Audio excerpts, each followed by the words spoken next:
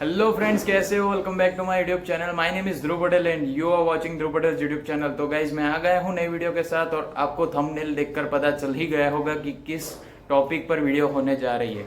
तो गाइज जिन लोग को भी पीपीआर आ चुका है उन लोग को very very congratulation to them and their family. Also guys जिन लोग को अभी तक पीपीआर नहीं आया है उनके लिए प्रे करता हूँ कि उन लोग को भी पीपीआर आ जाए। तो गाइज इस वीडियो में हम बात करेंगे कि जिन लोग को भी पीपीआर आ चुका है उनके लिए जो नेक्स्ट प्रोसेस होती है वो क्या होती है। तो सिंपली गाइज आपको आपका पासपोर्ट जो होता है वो स्टैंपिंग के लिए भेजना रहता है। तो गाइज उस प्रोसेस के लिए आपको आपका एक वेब फॉर्म भरना रहता है जो आपको मिल जाएगा वीएफएस की लिंक ऊपर। तो वो हम बात करेंगे आज की वीडियो में इन डिटेल में कि कैसे वो वेब फॉर्म भरना होता है। सारे doubts related to web form इस वीडियो में हम कवर करेंगे। तो गाइस पूरी वीडियो देखना। लास्ट में हमने कुछ डिटेल में बात की है कि आपको कैसे एनवलप तैयार करना रहता है, कौन से डॉक्यूमेंट उसमें आपको रख कर भेजना है, और ये भी सारी चीज़ें मैटर करती है। तो इसी वजह से आप पूरी वीडियो देखना। और गाइज अगर ये वीडियो आपको इन्फॉर्मेटिव लगती है और अच्छी लगती है तो लाइक कर देना, अपने फ्रेंड्स के साथ शेयर कर देना और चैनल को सब्सक्राइब करना भूलना मत। तो आइए स्टार्ट करते हैं video without wasting over time.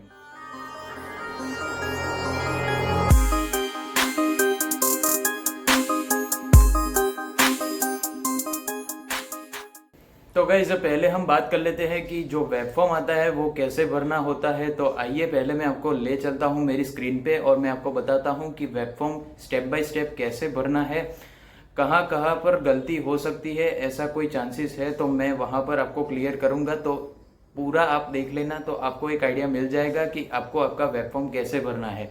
तो आइए मैं ले चलता हूँ अपनी स्क्रीन पे। तो गाइज आपको गूगल ओपन करके आपको सर्च कर देना है पासपोर्ट सबमिशन वीएफएस। जैसे ही वो आप सर्च करते हो आपको फर्स्ट जो लिंक दिखती है वो आपको ओपन करनी रहती है। गाइज ये जो लिंक है वो मैंने आपको डिस्क्रिप्शन में भी दे दी है, तो वहाँ से भी आप डायरेक्टली एक्सेस कर सकोगे। तो आपको सिंपली गाइज वो लिंक आपको ओपन करनी है। जैसे ही आप ओपन करोगे गाइज आपको कुछ ऐसा इंटरफेस दिखने को मिलेगा। यहाँ पर कुछ इंपॉर्टेंट इन्फॉर्मेशन दी गई है तो आपको एक बार पढ़ लेनी है पूरी। यहाँ पर गाइज जो फर्स्ट पॉइंट है और सेकंड पॉइंट है वही इंपॉर्टेंट है। तो गाइज यहाँ पर फर्स्ट पॉइंट में इन लोग ने लिखा है कि जिस भी दिन पर आपको आपका पीपीआर मिला है उससे 30 डेज में आपको आपका पासपोर्ट सबमिट कर देना है स्टैंपिंग के लिए, वरना गाइज आपकी जो भी एप्लीकेशन होगी वो रिफ्यूज़ हो जाएगी। नेक्स्ट गाइज सेकेंड पॉइंट में इन लोग ने लिखा है कि 2 वे कुरियर सर्विस जो भी है उसमें गाइज 3 to 5 वर्किंग डेज भी कभी कभार लग जाते हैं आपका पासपोर्ट कलेक्ट करने में। तो गाइज आपको कुछ भी घबराने वाली बात नहीं है। Applicants are urged to be patient during this period for their package to be collected. तो गाइज कुछ लोग को 1 डे में भी ले जाते हैं, कुछ लोग को 2 डेज में, और कुछ लोग को 3 to 5 वर्किंग डेज भी लग जाते हैं। तो कुछ भी घबराने वाली बात नहीं है। इस थर्ड और फोर्थ पॉइंट में इन लोग ने लिखा है कि अगर आप फैमिली एप्लीकेशन कर रहे हो तो एक पर्सन के लिए एक वेब फॉर्म आपको भरना रहता है। साथ में गाइज AWB नंबर भी अलग अलग होगा और आपको अलग अलग एनवलप बनाना रहता है, सेपरेट एनवलप। तो ये जो इम्पोर्टेंट इन्फॉर्मेशन है वो फैमिली के लिए है। तो अगर आप फैमिली एप्लीकेशन कर रहे हो तो आप थर्ड और फोर्थ पॉइंट भी पढ़ लेना। साथ में गाइज 6, 7, 8 पॉइंट जो भी है वो कुछ इंपॉर्टेंट पॉइंट नहीं है तो आप स्किप कर देना। नीचे स्क्रॉल डाउन करके आपको सिंपली प्रोसीड करना है। यहाँ पर जैसे ही आप प्रोसीड करते हो आपको यहाँ पर सर्विस सिलेक्ट करनी रहती है। तो 2 way courier service for passport submission आपको सिलेक्ट कर देना है। नीचे जाओगे तो आपको वीज़ा कैटेगरी पूछा जाएगा। तो आपको वीज़ा कैटेगरी में TRV temporary resident visa, study permit, work permit, तो आपको सेकेंड नंबर का ऑप्शन यहाँ पर भी आपको सिलेक्ट कर देना है। जैसे ही वो आप सिलेक्ट करते हो यहाँ पर आपको आपका बायोमेट्रिक आपने दिया है इस एप्लीकेशन के लिए ये पूछा जाएगा। तो सिंपली यहाँ पर आपको येस कर देना है। नीचे जाओगे तो आपको पूछा जाएगा कि किस लोकेशन पे आपने आपका बायोमेट्रिक दिया है। तो यहाँ पर गाइज डिफरेंट लोकेशन आपको दी गई है। तो जिस भी लोकेशन पे आपने आपका बायोमेट्रिक दिया हो तो वो आपको सिलेक्ट कर देना है यहाँ पर। इनकेस गाइज अगर आपने आउटसाइड इंडिया कहीं पर भी आपका बायोमेट्रिक आपने दिया हो, फॉर एन एग्जाम्पल गाइज हो गया दुबई, सिंगापुर, ऐसी कोई भी जगह पर आपने आपका बायोमेट्रिक दिया है तो आपको सिंपली यहाँ पर लास्ट ऑप्शन सिलेक्ट कर देना है, any other location outside India. मैंने यहाँ पर अहमदाबाद में दिया था तो मैं अहमदाबाद कर रहा हूँ। नेक्स्ट गाइज यहाँ पर पूछा गया है कि कितने एप्लीकेंट्स के लिए आप कर रहे हो, तो 1 सिलेक्ट कर देना है। यहाँ पर गाइज बहुत ही इंपॉर्टेंट आ जाता है, आपको आपका सिटी का पिन कोड पूछा जाएगा। तो यहाँ पर आपको सिटी का पिन कोड डालना रहता है और वो लोग ये चेक करेंगे कि जिस भी सिटी का आपने पिन कोड डाला है वो सर्विसेबल है कि नहीं, वहाँ पर कुरियर सर्विस अवेलेबल है कि नहीं। इनकेस गाइज नहीं होता है सर्विसेबल तो आपको एक लिस्ट दिया जाएगा, उसमें से आपको नियर बाय लोकेशन सिलेक्ट करके आपको उनको हैंड ओवर करना रहेगा। तो यहाँ पर आपको आपका सिटी का पिन कोड डाल देना है। मैं अपना पिन कोड डाल देता हूँ यहाँ पर और आपको check if pin code is serviceable आपको क्लिक कर देना है। जैसे ही वो आप क्लिक करते हो आपको नीचे आपका एड्रेस डालने को बोलेंगे। तो इनकेस अगर ये सारी चीज़ें नहीं हो रही है तो आपको समझ जाना है कि आपका लोकेशन सर्विसेबल नहीं है। तो आपको यहाँ पर क्लिक हियर करके एक आपको लिस्ट दिया जाएगा, उसमें से आपको लोकेशन सिलेक्ट करनी रहती है। पर गाइज मेरी जो सिटी है उसमें अवेलेबल है तो मेरे को सिंपली यहाँ पर एड्रेस डाल देना है। गाइज यहाँ पर आपको आपका एड्रेस डाल देना है, ध्यान से डालना। इनकेस यहाँ पर आप कुछ भी गलती करते हो तो आपको प्रॉब्लम फेस करने को रहेगा। तो ध्यान से आपको यहाँ पर आपको आपका एड्रेस डाल देना है।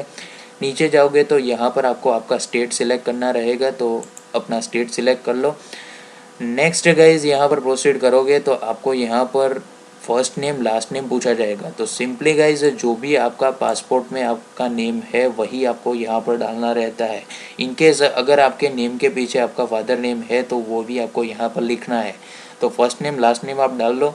नेक्स्ट गाइज कुछ लोग के मन में बहुत ही बड़ा क्वेश्चन मार्क होता है कि ये एप्लीकेशन नंबर कहाँ से लेने का। तो गाइज जिस दिन आपको आपका पीपीआर रिसीव हुआ है उस दिन आपको जीसीकी में एक आपको पीडीएफ मिलेगी, ओरिजिनल पासपोर्ट रिक्वेस्ट नेम करके आपको एक पीडीएफ मिलेगी, वो आपको ओपन कर लेनी है और उसमें गाइज आपको आपका एप्लीकेशन नंबर मिल जाएगा जो एस से स्टार्ट होगा। तो गाइज वो यहाँ पर आपको डाल देना है। ऐसा कुछ आपको नंबर मिलेगा, ये मेरा नहीं है, मैं सिर्फ एग्जांपल के लिए आपको बता रहा हूँ। तो सिंपली वो नंबर ऐसा कुछ होगा तो वो आपको यहाँ पर डाल देना है।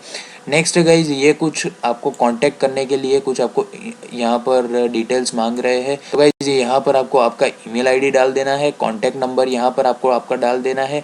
और गाइज मैं आपको सजेस्ट करता हूँ कि आप ऑल्टरनेट कांटेक्ट नंबर भी यहाँ पर दे दो। इनकेस गाइज अगर आपका जो कांटेक्ट नंबर है वो रीचेबल नहीं आ रहा है तो वो लोग ऑल्टरनेट कांटेक्ट नंबर से भी आपको कांटेक्ट कर सके।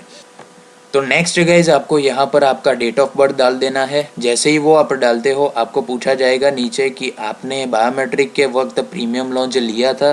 तो अगर आपने लिया हो तो आपको यस कर देना है।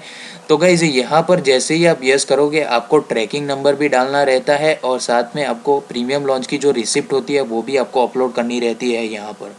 तो ये जो दो चीज़ें हैं वो बढ़ जाती है इनकेस अगर आपने प्रीमियम लॉन्च लिया है।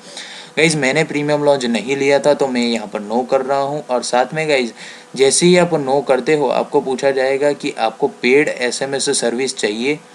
तो गाइज़ अगर आपको एसएमएस सर्विस चाहिए आपके फ़ोन में तो ये कुछ नॉमिनल चार्ज होते हैं गाइज़। तो आपको सिंपली यहाँ पर यस सिलेक्ट कर देना है और जैसे ही वो आप कर देते हो आपको यहाँ पर आपकी जो भी ओरिजिनल पासपोर्ट रिक्वेस्ट, मैंने पहले ही आपको बोला कि जिस भी दिन पर आपको पीपीआर आया होगा उस दिन आपको ओरिजिनल पासपोर्ट रिक्वेस्ट की पीडीएफ आपको जीसीकी में मिल जाएगी। तो वो यहाँ पर आपको अपलोड करनी रहती है। तो जैसे ही वो आप अपलोड करते हो आपको सिंपली यहाँ पर कंटिन्यू कर देना है। तो गाइस जैसे ही आप कंटिन्यू बटन पर क्लिक करते हो अब जो होता है वो आप ध्यान से सुनना क्योंकि ये इंपॉर्टेंट है। जैसे ही गाइज आप कंटिन्यू बटन क्लिक करते हो आपको एक पेमेंट गेटवे पर ले जाएंगे और वहां पर आपको पेमेंट करना रहता है।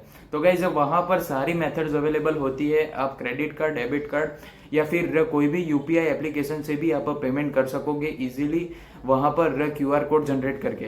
तो जैसे ही आप पेमेंट कर दोगे आपको दो टाइप के ईमेल आएंगे गाइज। फर्स्ट जो ईमेल होगा उसमें आपको एक ट्रैकिंग आईडी मिलेगा और साथ में अटैच्ड एक आपको रिसिप्ट मिलेगी जिसका आपने पेमेंट किया हो, तो वो आपको एक फोटो कॉपी निकलवा देनी है। सेकेंड गाइज जो ईमेल होगा उसमें गाइज आपको AWB नंबर मिलेगा जो एक इम्पोर्टेंट नंबर है, उसी से सारा कुछ एक जगह से दूसरी जगह पर आपका जो भी एनवलप है वो जाएगा। तो जैसे ही आपको वो ईमेल मिलता है उसके साथ दो अटैच्ड फाइल होंगी। फर्स्ट जो होगा वो होगा कंसेंट फॉर्म और सेकेंड जो होगा वो कुरियर एंड SMS फॉर्म। तो गाइज ये दो फॉर्म है वो भी आपको फोटो कॉपी निकलवा देनी है। तो गाइज ये तीनों डॉक्यूमेंट आपको निकलवा देनी है। फर्स्ट जो हो गया आपका रिसिप्ट, सेकेंड हो गया कंसेंट फॉर्म और थर्ड हो गया courier and SMS form.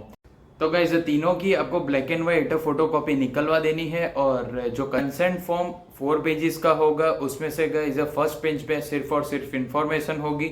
Second page आपको भरना रहेगा, यहीं पर मैं आपको बता दूंगा, ये आप देख सकते हो, इतना पोर्शन आपको भर देना है सेकेंड पेज पर। थर्ड पेज पर जो इन्फॉर्मेशन आपको पूछी गई है आपको कुछ भी भरने की कोई ज़रूरत नहीं है, क्योंकि गाइज ये सारी चीज़ें इसी वजह से है कि इनकेस अगर आप उनको जब भी वो लोग पिकअप करने आए और इनकेस आप घर पर नहीं हो और आपके मदर या फादर कोई भी जो आपका एनवलप है वो देने वाले हो, तो ये इनडायरेक्ट सबमिशन का आपको भरना रहता है और नीचे वाला जो है वो भी आपको कोई भी भरने की कोई ज़रूरत नहीं है। तो थर्ड पेज जो है वो आपको कोई भी भरने की कोई ज़रूरत नहीं है। फोर्थ पेज पर गाइज फर्स्ट जो पोर्शन है यहीं पर आप देख सकते हो, फोर्थ पेज पर ये पोर्शन आपको भर देना है, नीचे का पोर्शन आपको भरने की कोई ज़रूरत नहीं है। तो इतना कंसेंट फॉर्म में आपको भर देना है। अब बात आती है courier and SMS request form की। तो गाइज उसमें आपको पूरा भर देना है, पर जो थर्ड पॉइंट है वो आपको भरना नहीं है। यहीं पर आप देख सकते हो, ऊपर का पोर्शन और नीचे का पोर्शन इतना ही आपको भरना है, बीच वाला हमारे लिए नहीं है, क्योंकि गाइज जिन लोग को लोकेशन जो वो लोग डालते हैं और वो सर्विसेबल नहीं आती है तो वही लोग को ये इन्फॉर्मेशन भरनी रहती है। तो इसी वजह से हमें जो थर्ड पॉइंट है वो भरने की कोई ज़रूरत नहीं है, अपर पोर्शन और नीचे का पोर्शन तो हमें इतना ही भरना रहता है। तो गाइज जिस तरह से मैंने आपको दोनों फॉर्म के रिलेटेड जो मैंने आपको बताया उतना पोर्शन आपको भर के रेडी रख लेना है। और एक इम्पॉर्टेंट बात गाइज, जैसे ही आप आपका वेब फॉर्म भर लेते हो आपको आपका एनवलप तैयार कर देना है। अभी जो हम बात करने वाले हैं वो सारे डॉक्यूमेंट रखकर आपको आपका एनवलप रेडी रखना है, ताकि जिस भी टाइम पर वो लोग पिकअप करने आए तो सिंपली आप उनको हैंड ओवर कर सको। और गाइज कभी कभार वो लोग 48 आवर्स में भी वो लोग आपका एनवलप ले जाते हैं, कभी कभार कुछ लोग को 1 डे में भी वो लोग ले जाते हैं। तो अभी हमने वेब फॉर्म में पढ़ा कि कभी कभार 3 to 5 वर्किंग डेज भी लग जाते हैं। तो गाइज कुछ भी घबराने वाली बात नहीं है, सिंपली गाइज जैसे ही आप आपका वेब फॉर्म भरते हो आपको आपका एनवलप रेडी रखना है। तो गाइज आइए अब हम बात कर लेते हैं आपको कौन से डॉक्यूमेंट एनवलप में रखना है और कैसा एनवलप होना चाहिए, एनवलप पर कैसे आपको टू फ्रॉम आपको कुछ भी जो भी लिखना हो वो कैसे फॉर्मेट में होना चाहिए। आइए अब हम उसके बारे में बात कर लेते हैं। तो गाइज पहले हम बात कर लेते हैं कि आपको एनवलप कैसा लाना है। तो यहाँ पर आप देख सकते हो ऐसा गाइज आपको एक एनवलप मिल जाएगा, वो आपको लाना रहेगा, जिस वजह से गाइज जितने भी आपके डॉक्यूमेंट है वो कहीं ना कहीं फोल्ड ना हो जाए। तो गाइज फुल जो डॉक्यूमेंट है वो सीधा का सीधा उसमें इजीली आ जाए, तो ऐसा आपको एक एनवलप लाना रहेगा। और गाइज डॉक्यूमेंट में हम बात कर ले तो फर्स्ट जो डॉक्यूमेंट चाहिए होगा वो है पासपोर्ट।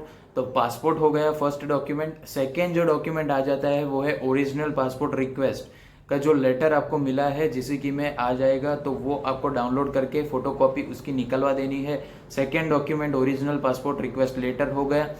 थर्ड हो जाएगा गाइज कंसेंट फॉर्म, जो अभी हमने भरकर तैयार किया है वो कंसेंट फॉर्म आपको उसमें डालना रहेगा।